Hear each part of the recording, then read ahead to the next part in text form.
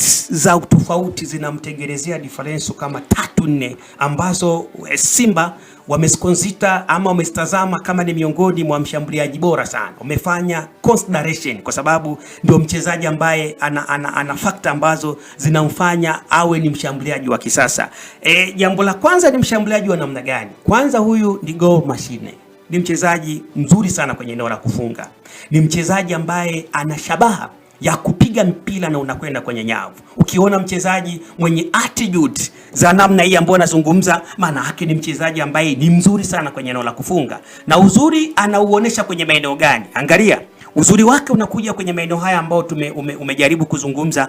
Magoli 17 ya kufunga, assist 5. Maana yake zaidi ya magoli 22 kwenye ligi ameweza kuyasaidia. Lakini unaweza ukamwacha hapo. Muangalie wakati aliteuliwa ama aliweza kuaminiwa na taifa la Mali kwenda kuwakilisha timu ya taifa ya vijana chini ya miaka 22. Amebahatika kucheza michezo 26. Amefunga magoli 22.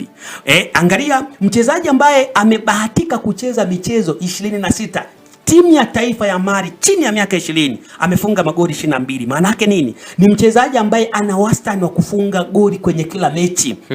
Kama asipofunga anaweza akakusaidia ama akafanya usaidizi wa goli lingine. Ndio maana nimesema huyu ni mchezaji ambaye ni goal machine, anafunga. Ndio sifa ya kwanza ambayo Simba wameitazama. Na bahati nzuri kwenye kikao cha mwisho cha management ya Simba na mwalimu Steve baada ya ligi kumalizika, moja ya eneo ambalo Simba walikubaliana kuliboresha, walikubaliana kama taasisi kwamba ni lazima wakae waangalie kwamba nini wanatakiwa kukifanya ni kutafuta mshambuliaji ambaye atakuja kuongeza nguvu baada ya taarifa za hapa na pale ambazo hazikuwa nzuri za Jonathan Soa. Sasa kwenye mazingira hayo, moja ya agreement ni kumtafuta mchezaji ambaye atakuja kuisaidia Simba kwenye michezo ya kimataifa, especially CAF Champions League. Ndio hiki ambacho tumeweza kukiona. Kwa hiyo jambo la kwanza huyu ni mchezaji anayefunga magoli, lakini la pili ni mchezaji ambaye ndiye anayeanza kukaba kwenye modern football, ndio anayeanza kukaba baada ya timu kupoteza mpira. Maana yake mechi ikiwa inaendelea,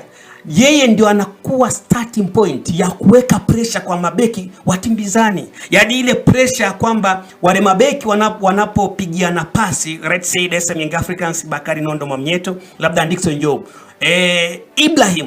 Ibrahim Dombia ndio anayeanza yeye kutengeneza mazingira ya kukaba. Maana yake nini? Anaifanya timu, ana uwezo wa kuorganize timu na kuifanya timu ianzie kukabia juu kwa maana ya muundo wa kisasa. Tunasema high pressing kwa sababu yeye ndio huwa ni mtu wa kwanza kukaba kuanzia juu. Maana yake ni sifa ambayo inamfanya kuwa ni mchezaji wa kisasa zaidi ndani ya Simba. Simba ameweza kureconsider kwa sababu mara kadhaa Simba inashambulia kwenye high pressing na mara kadhaa Simba imekuwa inatamani ku retain possession kwa muda mrefu na yenyewe ndio inabaki na miliki mpira. Ni sifa yake ya pili. Lakini sifa ya tatu ni mchezaji ambaye mikimbio yake, movement zake, lance zake zinawafanya mabeki wa timu pinzani wachanganyikiwe na kushindwa kumsoma ni mchezaji wa namna gani, kwa sababu anao uwezo wa kukimbia kutoka katikati, anao uwezo wa kukimbia kutokea maeneo yote mawili, kwa maana ya eneo la namba 7, eneo la namba 11. Maana yake anapofanya physical lance, anakimbia kwa ajili ya kujiposition.